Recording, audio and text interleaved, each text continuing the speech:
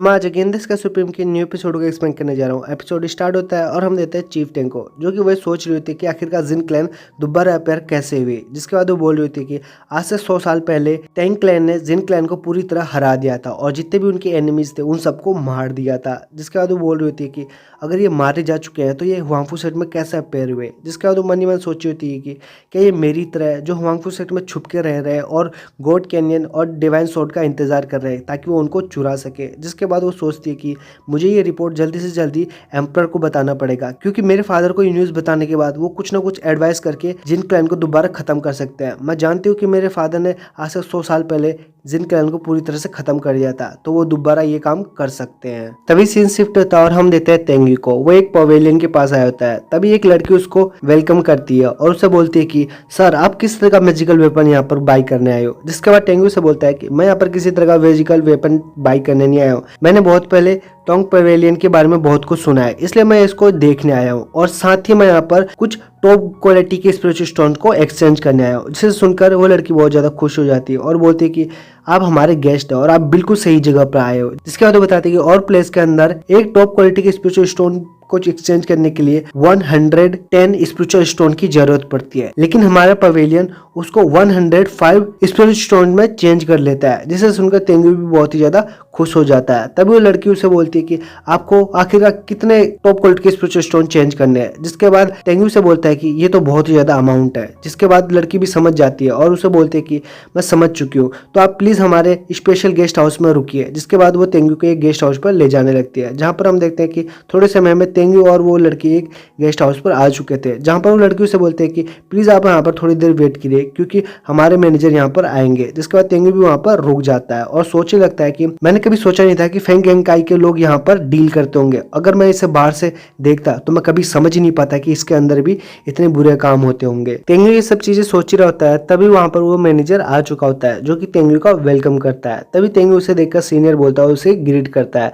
तो मैनेजर भी बोलता है कि तेंगू मैंने तुम्हारे बारे में बहुत कुछ सुना है। मैं जानता हूँ कि तुमने लाइफ एंड डेथ बैटल के अंदर बहुत ज्यादा डिसाइपल से फाइट की थी और उनसे जीत भी गए थे, और इसीलिए लगता है कि तुम इनर गेट के मेंबर होने के लायक हो। मैं जानता हूँ कि इमोर्टल गेट भी तुम्हारे जैसे इस ब्रिलियंट को छुपा नहीं सकता। मैं बस अब वेट कर रहा हूँ कि तुम 10 मेरिडियंस कंपटीशन को भाग लो ताकि तुम उसमें भी सबको हरा दो। मैं जानता हूँ कि तुम उसमें भी सबसे आगे रहोगे और पूरे हुआंगफू सेट के अंदर सबसे पावरफुल डिसाइपल्स में से एक कहलाओगे। मुझे तो लगता है कि तुम सबसे पावरफुल डिसाइपल बनने वाले हो और शायद तुम उस कंपटीशन को जीतने के बाद तुम इतने ज्यादा प्रमोट हो सकते हो कि तुम सीधा सन ऑफ गॉड कहला सकोगे, जिससे तुम्हारा फ्यूचर बहुत ही ज्यादा ब्राइट होगा। तभी तेंगू इसके बारे में सुन के बहुत ही ज्यादा हैरान होता है। तो मैनेजर उससे बोलता है कि मुझे लगता है कि तुम अपने कल्टीवेशन पे इतना ज्यादा ध्यान देते हो कि कॉमन चीजों के बारे में सब कुछ याद करना तुमने जरूरी रखा ही नहीं। जिसके बाद वो बताता है कि एक बार सन ऑफ गॉड बनने के बाद उसका फ्यूचर इतना ज्यादा ब्राइट हो जाता है कि वो सीधा सेक्ट लीडर के साथ उसके पोजीशन के लिए कम्पीट कर सकता है। उसके पास इतनी ज्यादा एलिजिबिलिटी होती है। जिसके सुनकर तेंगू बहुत ज्यादा हैरान हो जाता है और बोलता है कि मैंने आज तक इसके बारे में कभी सुना नहीं था। जिसके बाद वो मैनेजर उससे बोलता है कि लेकिन ये इतना भी आसान नहीं है। जिसके बाद वो बताता है कि ऐसे बहुत ही कम जीनियस हुए हैं जिनको होली सन बनने का मौका मिला है। जिसके बाद वो बताने लगता है कि आज से 100 साल पहले जिन लिंग ने फर्स्ट प्लेस इमोर्टल सेट की तरफ से लिया था, लेकिन वो आज तक कभी भी होली सेट में प्रमोट नहीं हुआ। जिसके बाद टेंगू से बोलता है कि आखिर कितने होली सन यहाँ पर है। जिसके बाद वो मैनेजर से बोलता है कि 100 से भी कम। जिसे सुनकर तेंगू समझ जाता है और बोलता है कि थैंक यू सीनियर, आपने मुझे इतनी इन्फॉर्मेशन दी। जिसके बाद वो मैनेजर से बोलता है कि मैं उम्मीद करता हूँ कि तेंगू जल्दी होली सन में प्रमोट होगा, जिससे हमारे सेक्ट को भी कुछ ना कुछ प्रॉफिट होगा। जिससे सुनकर तेंगू बोलता है कि सीनियर आप तो बहुत ही ज्यादा ब्रिलियंट हो। जिसके बाद वो सीनियर खड़ा होता है और बोलता है कि कुछ समय पहले सेकेंड एल्डर यहाँ से बहुत ज्यादा स्पिरिचुअल स्टोन एक्सचेंज करके गए थे, जिसके बाद उन्हें जाते जाते रास्ते में किसी ने अटैक कर दिया था और सारे स्पिरिचुअल स्टोन भी चोरी कर लिए थे, ये मैंने सुना है। जिसके बाद वो बोलता है कि मुझे बहुत ही ज्यादा पछतावा हो रहा है क्योंकि मुझे खुद सेकेंड एल्डर शेन को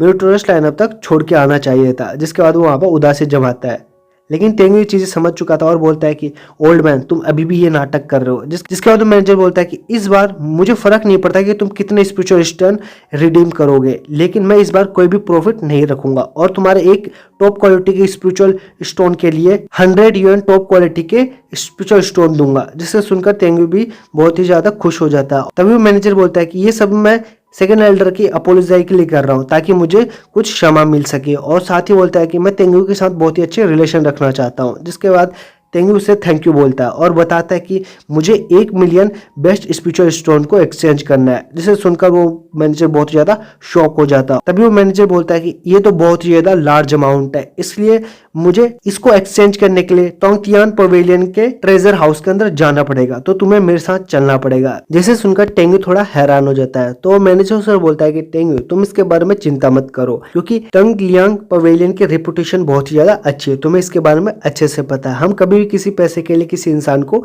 नहीं मार सकते, और साथ ही तुम तो सेक्ट मास्टर के फेवरेट हो, तो आखिरकार किसी की इतनी हिम्मत कैसे हो सकती है कि वो तुम्हारे साथ कुछ गलत व्यवहार करे। जिसके बाद तेंगू खड़ा होता है और उससे माफी मांगता है और बोलता है कि सीनियर मुझे माफ करना कि मैंने ये अपने दिमाग में रखा। जिसके बाद वो सीनियर से बोलता है कि तुम इसके बारे में चिंता मत करो और जल्दी से मेरे साथ चलो। जिसके बाद हम देखते हैं कि तेंगू और वो दोनों वहां से चले जाते हैं, जहां पर वो एक टेलीपोर्टेशन के पास आ जाता है। तो तेंगू से पूछता है कि आखिरकार ये टेलीपोर्टेशन किस तरह का है, मुझे तो यहाँ पर किसी तरह का ट्रेजर हाउस नहीं दिख रहा। जिसके बाद वो बोलता है कि मुझे नहीं लगता इस पवेलियन के अंदर आपने इस ट्रेजर हाउस को रखा है। जिसके बाद वो मैनेजर से बोलता है कि तुमने बिल्कुल सही कहा, मैं इस ट्रेजर हाउस को इस पवेलियन के अंदर बिल्कुल नहीं रखा। अगर किसी चोर को इसके बारे में पता चलेगा तो वो बिल्कुल सब कुछ चुरा के लेके जाएगा, इसलिए मैंने इसको सीक्रेट जगह रख रखी है। जिसे सुनकर तेंगू भी बहुत ज्यादा इंप्रेस हो जाता है और बोलता है कि सीनियर आप तो बहुत ही ज्यादा माहिर हो, यंग जनरेशन को आपसे कुछ सीखना चाहिए। जिसके बाद हम देखते हैं कि वो दोनों उस टेलीपोर्टेशन में चले जाते हैं और साथ ही एक दूसरी जगह पर आ जाते हैं। तभी हमें वहाँ कुछ डिसाइपल दिखाया जाता है जो कि उस मैनेजर को डिप्टी कमांडर करके गाइड कर रहे होते हैं। जिसे देखकर तेंगू बिल्कुल सोच रहा होता है कि मैं बिल्कुल सही जगह पर आया हूँ। जिसके बाद तेंगू उससे बोल रहा होता है कि सीनियर मुझे कुछ डाउट है, यहाँ पर किसी तरह का ट्रेजर हाउस मुझे नहीं दिख रहा। जिसके बाद वो सीनियर उसे बोलता है कि अगर तुम्हारा सेक्ट लीडर के साथ अच्छे रिलेशन नहीं होते ना, तो मैं तुम्हारे साथ इतना टाइम वेस्ट नहीं करता और ना ही तुमसे इतनी बातें करता। मैं तुम्हें पहली झलक में ही देखकर वहां पर ही खत्म कर देता, और मैं तुम्हें यहाँ पर इसलिए लाया हूँ ताकि सेक्ट लीडर भी तुम्हें यहाँ पर ट्रैक ना कर सके। जिसे सुनकर टेंगू बोलता है कि मैं आपसे बहुत ही ज्यादा इंप्रेस हुआ, आप तो बहुत ही ज्यादा इंटेलिजेंट हो। जिसके बाद वो मैनेजर उस पर गुस्सा करते हुए बोलता है कि तुमने पहले मेरे ग्रैंडसन को मारा, उसके बाद तुमने इनर गेट्स के सारे एल्डर्स को भी मार दिया। जिसके बाद एंसेस्टर द्वारा मेरे ग्रैंडसन को पनिशमेंट मिली, लेकिन आज मैं तुम्हें डेफिनेटली बोल सकता हूँ कि तुम मेरे हाथों से यहाँ पर मारे जाओगे। लास्ट टाइम पर सेकंड एल्डर मेरे हाथों से बच गया था, लेकिन इस बार तुम मेरे हाथों से मारे जाओगे। तभी हमें दिखाया जाता है तेंगू, वो उसे बोलता है कि मैंने तुम्हारी भेजी गई उस शेडो गर्ल को कैप्चर कर रखा है। जिससे उनको वो मैनेजर बहुत ज्यादा हैरान हो जाता है। जिसके बाद तेंगू से बोलता है कि तुम मेरे को यहाँ पर नहीं लेके आए हो, मैं यहाँ पर खुद आया हूँ, आज तुम सब मेरे हाथों यहाँ पर मारे जाओगे। जिसके बाद वो कमांडर से बोलता है कि मुझे फर्क नहीं पड़ता तुम क्या बोलते हो, मुझे 100% पता है कि तुम हमारे कमांडर को नहीं पकड़े होंगे और ये तुम सब कुछ झूठ बोल रहे हो। जिसके बाद वो बोलता है कि थैंक यू, आज तुम यहाँ पर बचने वाले नहीं हो और तुम पर इतनी एबिलिटी नहीं है कि तुम हमारे कमांडर को पकड़ सको। जिसके बाद वो अपने एक डिसाइपल को भेज देता है और बोलता है कि तेंगू को मार डालो, उसके टुकड़े टुकड़े कर दो। जिसके बाद वो डिसाइपल तेंगू की तरफ जा रहा होता है। अभी तेंगू से देखकर हंस रहा होता है और बोल रहा होता है कि ये भी सिर्फ डिवाइन सोल इनके 6th लेवल पर है। जिसके बाद वो मंकी किंग को बोलता है कि मंकी किंग तुम बाहर आ जाओ और इन सबको मार दो, बस उस मैनेजर को छोड़ देना ताकि मैं उससे कुछ सवाल पूछ सकूं। जिसके बाद मंकी किंग भी उसकी बात मान लेता है और बाहर आते ही उस डिसेबल को अपने उस स्टिक से खत्म कर देता है। जिसे देखकर वो मैनेजर बोलता है कि ये तो एक 4th लेवल का मॉन्स्टर है। जिसके बाद वो मैनेजर उस सभी डिसेबल्स को बोलता है कि तुम सब एक साथ जाओ, तेंगू और इस बीस्ट को मार डालो। जिसके बाद हम देखते हैं कि वो सारे डिसेबल मंकी किंग की तरफ आ रहे होते हैं, लेकिन मंकी किंग वहां पर स्माइल करके उन सबका इंतजार कर रहा होता है और यही सब चीज दिखाते हुए ये एपिसोड यहाँ पर ही खत्म हो जाता है।